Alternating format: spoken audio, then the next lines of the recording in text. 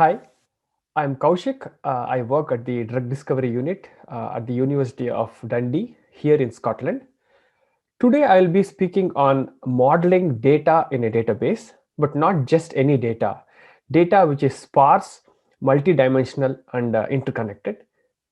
Briefly about myself, I have a PhD in biophysics and I have primarily lived in and worked in India and the UK.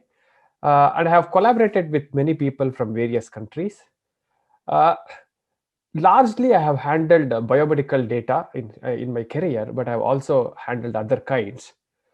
The motivation for today's talk is to share what I have learned over the years working with people from both industry and academia. I have to tell you this upfront that I am not a healthcare worker. I am not an expert of social science or a statistics expert. I, of course, use statistics every day as part of my job, but I'm not claiming to be an expert. So the questions and the strategies that I discussed today are only to indicate possibilities. So I'm not providing any particular solution for a particular question that I might be asking. So please, take this in the context of scientific curiosity and nothing else. So with this in mind, I will be discussing the big picture, where data modeling sits, and the process of data modeling. Uh, and I will discuss types of modeling with a specific example and summarize it. I am hoping that you are familiar with the concepts of database and programming, even if you have not used it. And I am technology agnostic, so I learn and use whatever technology is needed to address my question. So in today's talk, I will not be specifically discussing any particular technology. It's only to share a thought process and share a way of representing the data. And I know people from outside my domain might be seeing this, so I will try to also be jargon agnostic today. So the big picture, every project starts with the data, and then the cleaning process is involved, then the modeling, analytics, and the output. So the entire pipeline is primarily to address business needs, like if you want to predict how the market is changing in the future, or for my own case, like in my own case, are you predicting a particular chemical compound to be effective against a disease or not, or climate change, and how things are affecting, what parameters are changing drastically. So these kind of immediate questions can be addressed. But also the idea is to understand or have scientific insights of the project itself, or the data itself, and to try and be transparent about the entire pipeline. So if the process is transparent, then the stakeholders can make a better informed decision, and that can help a lot. If this process comes back after a year, you know why you took such a decision at that point in time. And if your decision was wrong, you will have an opportunity to learn from it if it is transparent. If the process is not transparent, then even if you're wrong, there is no opportunity to learn from it. And then, is the process compliant with policies? For example, if it is GDPR in the context of Europe, or it could be other specific policies of a particular sector. So is the process compliant? So and this is the big picture. uh, and every time you run through this, each wheel is always churning. This is a constant process. So every time you run or iterate over this process, you have metadata, and that also has to be stored and understood, and this can become really complicated. But in this big picture, I follow the philosophy of interpretable AI. Now, what I mean by interpretable AI is, if I do some prediction, making some predictions is not sufficient. We have to also explain why we have predicted the way we have predicted. That is what is interpreting the predictions, or artificial intelligence. And in this interpretable AI, these two steps are very, very important. They are, these two wheels are highly correlated or intertwined. So what do I mean by this? So modeling is necessary A better strategy of modeling is necessary to utilize the upstream better and cater to analytics part better. And it has to be question driven. What problem are we trying to solve, and is the data retrieval consistent and efficient? And if this is true, then analytics becomes very easy. Even with the simple mean and standard deviation, you can get a lot of insight of the data if the modeling is very well.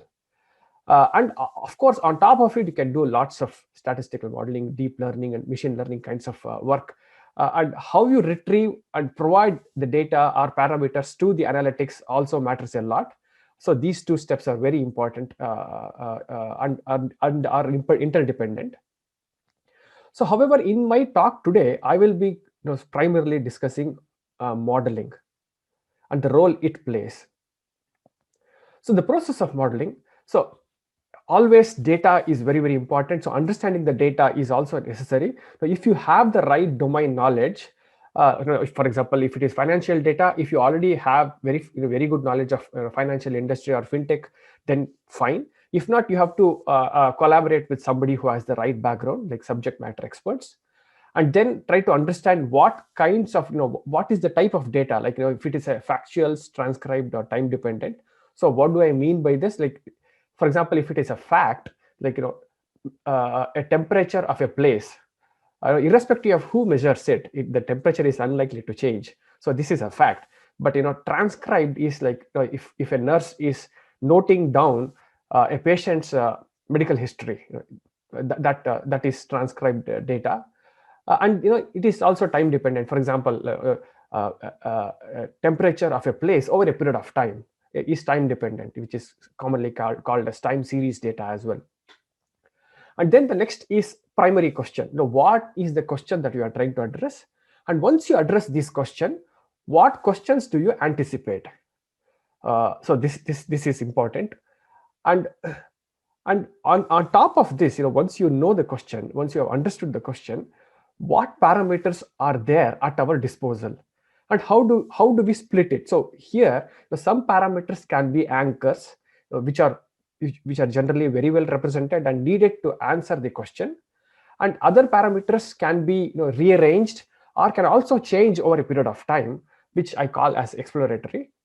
And what assumptions are we making of the data, and what actions are we taking on these parameters, like for example, granularity and abstraction. For example, if you want to store a person's address, at what detail do you want to store? Do you want to go to the street level of this person and then store the street details, or is it sufficient to abstract to only country of that person's residence? That is what I mean by abstraction and granularity. And definition of new anchors. So new parameters can also be defined, which is essentially an aggregation of several other parameters. So if this is very abstract, don't worry. I will be discussing this in greater detail later. But once we have a clear thought of this, then we have to define a schema. So schema is a abused term according to me, because some databases say they are schema-less, some databases say they are schema compliant. So for me, in today's talk, when I say schema, I only mean that a representation of logic. It's a structured framework, and schema is the king. So I might be using schema word very often in my talk, but what I mean is structured framework in today's talk. So it is easy to understand the process with a specific example, and I have chosen one such example. I came across this data when I participated in a data fest past month, in which a data was provided by Rocky Mountain Poison and Drug Safety Organization. This data pertains to non-medical use of prescription drugs. They had conducted survey and collected lots of data from millions of people over a period of time. Though I had accessed this data at that point, I don't have access to this data anymore. So you might wonder why are we still discussing this data? But for a particular reason, because this data caters to the title of my topic. It is sparse, it is multidimensional, it is interconnected. I will tell you what I mean by it. But even before that, we will see what the data has to offer. So it has demographics, everything to do with the individual, like gender, age, occupation, etc. And they are trying to capture data from 15 or so prescription drugs that this person might be taking or abusing, and if this person is also abusing other illegal drugs, and the effect of these drugs on the person, like are they stimulants or other kinds of effects, and medical history of this person, mental and physical medical history, and is this person taking help or seeking help for substance abuse, and the time is also relevant. So what I and now coming to the actual explanation of this. So you can see that it is sparse. What I mean by sparse is there is several missing values, null values, voids. So not all the parameters will be filled. Not all individuals will have all the values, and obviously not a single person might not be abusing or using all the 15 drugs or all the possible illegal drugs. So there will be a lot of missing values, uh, and it is multidimensional as well. So a single person might have, so if you consider every parameter as a single dimension, there are several dimensions with demographics itself. And for prescription drugs also, for a given drug, it can have multiple effects. So there is a lot of multidimensionality in the data. But the most interesting factor for me in this data is the interconnectedness. It is highly interconnected.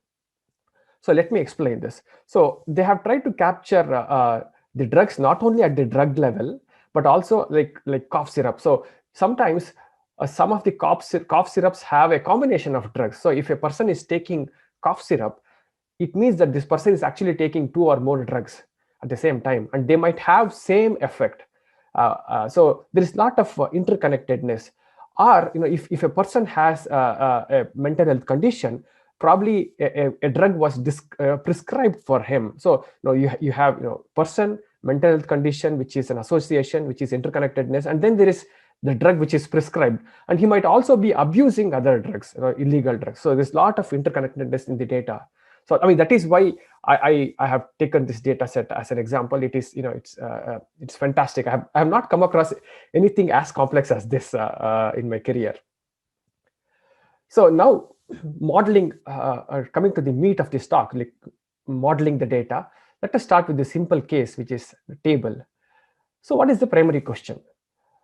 Do men abuse drugs more than women? So if we were to answer this, if it is true, then the anticipatory question is it true for all the drugs, or are there some drugs which are more abused by women than men?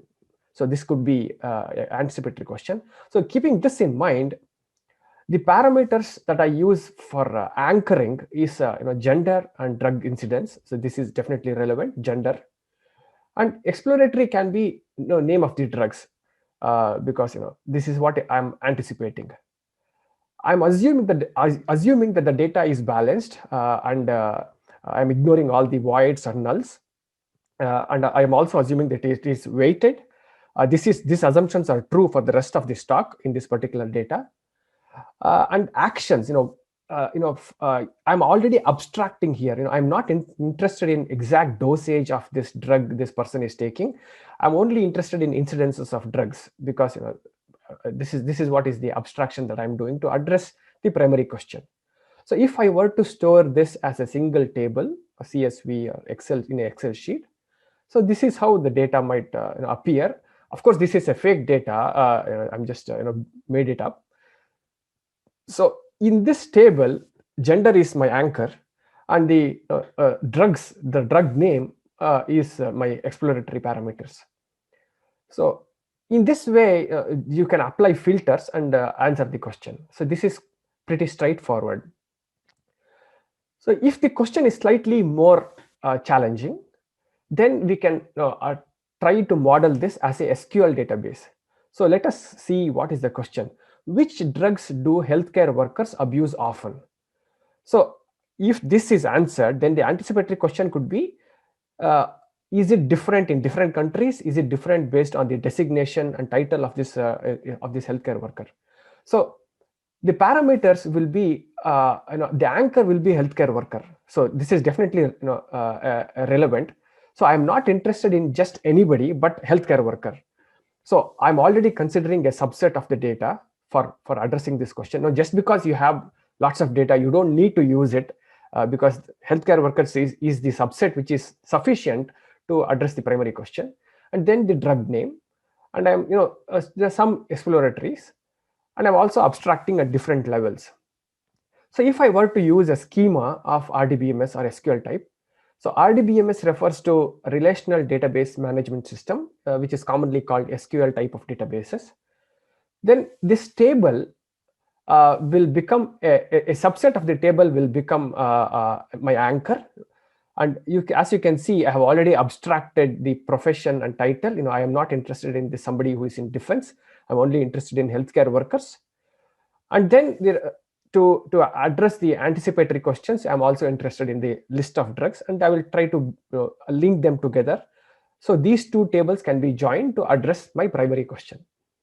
But yes, if I want to be slightly more ambitious, let us say I'm not interested in the drugs, but actually the effects. So for example, there might be several drugs which have similar effect. They might all be stimulants, or they might all be causing drowsiness. So if I want to aggregate them or look at the effect the drug brings about in this person, not the drug itself, so then I will have to bring one more table into the context. That will also be my exploratory, and these two will be my anchors, and I will have to join them appropriately whenever I have to query the data. And then on top of it, I can do some mean and standard deviation, other kinds of multivariate statistics. But if I want to be even further ambitious, if I want to bring in more parameters, then it can become very complicated quickly. There will be several tables that I will have to generate and then link them together, and there'll be more kinds of abstractions that I have to do. So this kind of schema is fine if it is multidimensional, but as soon as it gets interconnected, it can be very challenging. I'm not saying it is not possible, but if there are too many tables, then you will have to join several tables, and that is not very efficient. There are better ways of handling this. So what is the better way? Graph is a better way. I will not be addressing the same question. I'm trying to address a much more ambitious question. So under what circumstances do healthcare workers abuse drugs? It's a very exploratory, abstract question. So I don't know what circumstances the healthcare workers abuse. And anticipatory could be anything else, because I don't know what I don't know. So in that context, the parameter will be healthcare worker. It's the same subset of the data. And then everything else will be exploratory, because I have no clue under what circumstances they abuse. And the granularity can be various kinds, like experience, drug effect, etc. So the schema will be here a graph. So what is a graph? Graph, there are two important things in graph. One is node, and another is relationship between the nodes. So here there is one node, which is an individual node or person node, and all the demographics associated with this person is listed here. There is another node. There are two other nodes, which is drug node. One is a stimulant, another has the effect of drowsiness. So there are three nodes here, but only two kinds.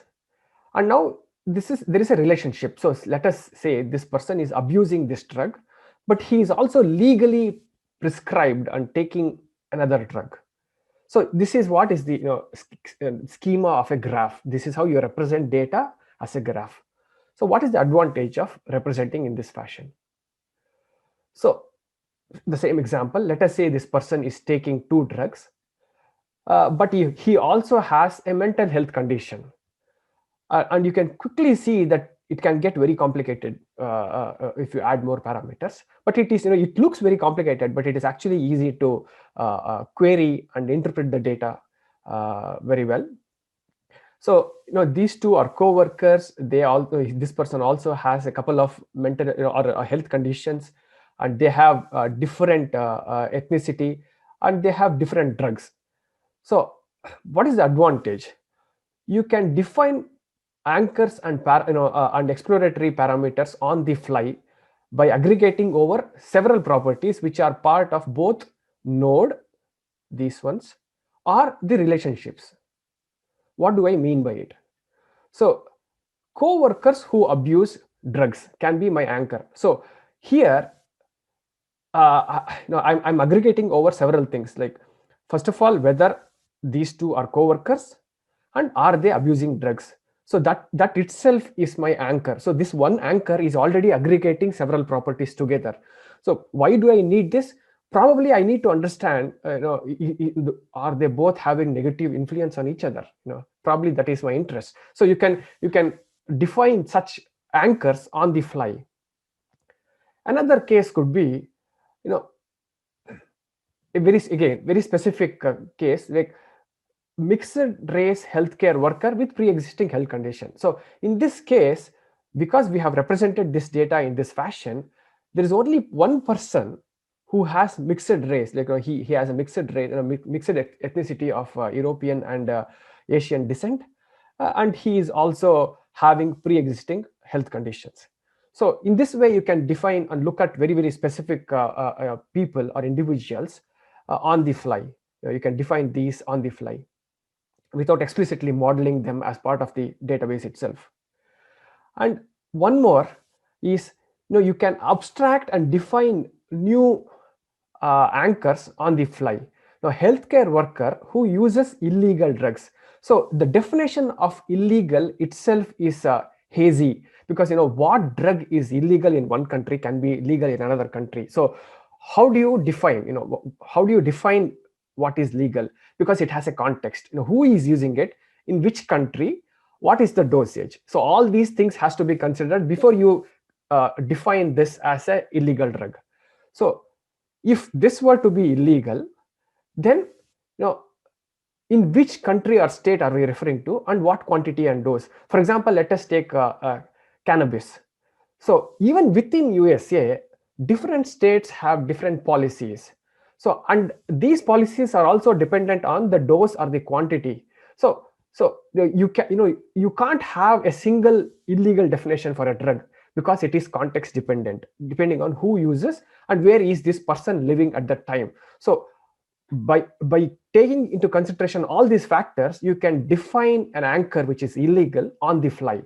So this is the advantage of having data in a graph. So just to recap, we have looked at two methods. One is representing data as a table.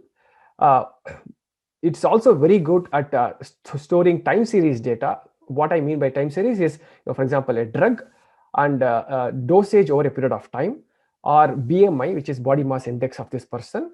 Now, in this case, he is losing weight, and some other properties over a period of time. So they are good at two properties, but whenever it comes to interconnectedness, they might suffer. These approaches might suffer. Graphs are very good at other two, but whenever there is time series, it is difficult to query. You can represent it, but retrieving data could be difficult.